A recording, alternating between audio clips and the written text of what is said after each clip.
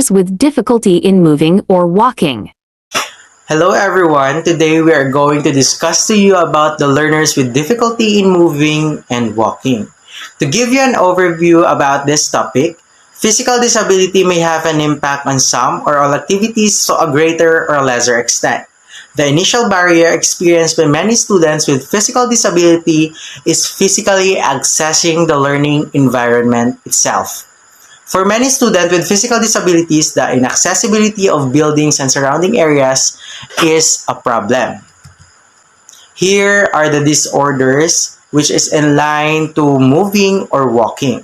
First is the developmental coordination disorder or the DCD, also known as dyspraxia, is a condition affecting physical coordination which causes a child to perform less well than expected in daily activities for their age and appear to move clumsy. Next is the stereotypic movement disorder. Is a condition in which a person makes a repetitive purposeless movements. The movements interfere with normal activity or may cause bodily harm. Cerebral palsy or the CP is a group of disorders that affect person's ability to move and maintain balance for body posture. These are the classification of cerebral palsy. The first classification is the monoplegia, which only one limb is affected, upper or lower. Hemiplegia, 2 limbs on the same side of the body affected. Triplegia, 3 limbs are affected. Quadriplegia, all 4 limbs, both arms and legs are affected. Movement of the trunk and face may also be impaired. Diplegia, legs are affected, less severe involvement of the arms. Lastly, the double hemiplegia. The impairment primarily involves the arms, less severe involvement of the legs. Students with physical disability are having a hard time in expressing themselves or gaining ideas in the surrounding because how motor skills or motor or gross movements affect their body in gaining and then also communicating to others. So, developmental coordination disorder, or also known as dyspareunia, is a condition affecting the physical coordination movement of a child. It causes them to do less on different physical activities for their age because of their motor difficulties. So, upon noticing that a child is showing difficulty on their motor activities, you can consult a general pediatrician, developmental pediatrician, a physical therapist, or a occupational therapist to show if your child is having a coordination disorder. Developmental stage and their signs. On their early childhood, the child will have difficulty on tying their shoelace, buttoning, using spoon and fork, and getting dressed. They also have a problem on jumping, skipping, catching, and kicking a ball. School age.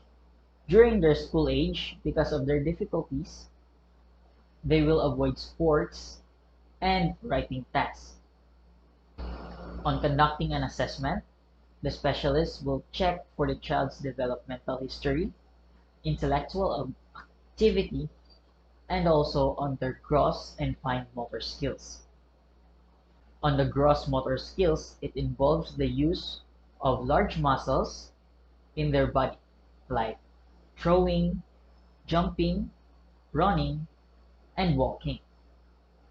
While on the fine motor skills, it involves the use of small muscles, like writing, cutting papers, tying shoelaces, and buttoning.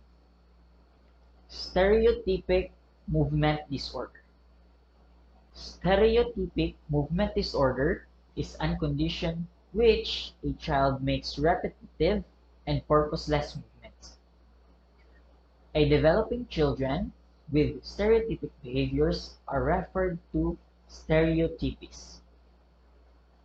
So, a specialist classify SMD as a primary or occurs in typically developing children, and secondary if it is neurological disorder. Motor difficulties and disabilities are known to significantly affect a child's ability to perform daily activities which include memory, perception and processing, planning, carrying out coordinated movements. Speech may also be affected as motor control is needed to articulation and production.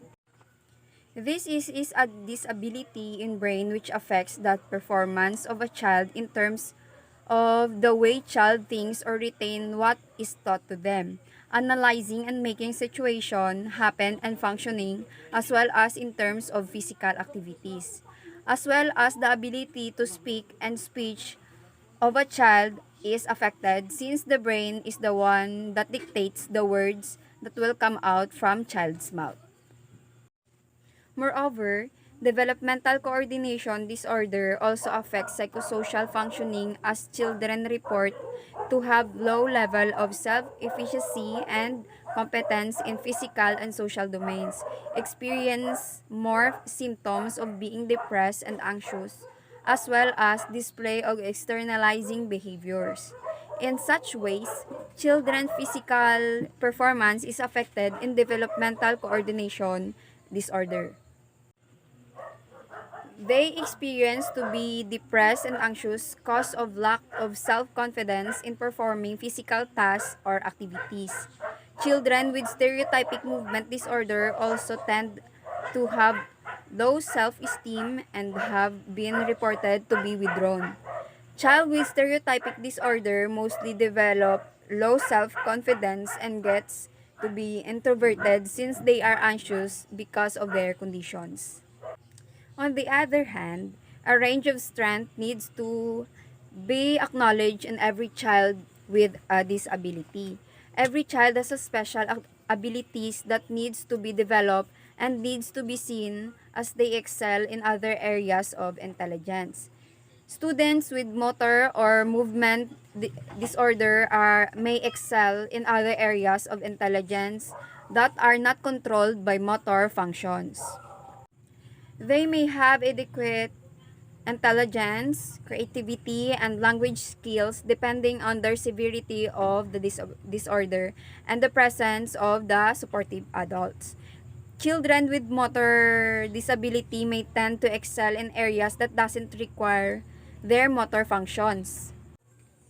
In fact, some children and adults who are physically handicapped or have cerebral palsy have learned to paint with their mouths or feet to compensate their rigid limbs and have done so successfully. Some children may do well in logical thinking and comprehension and even in writing using assistive technology. Hence, for child with motor difficulties and disabilities, support systems are needed to ensure that they are given equal opportunities and access learning experiences in school alongside their typically developing peers. As an educator, we need to establish equalities and opportunities that every child has to have. That they were human beings that are capable to do what people without disability can. Letter D. General educational adaptations.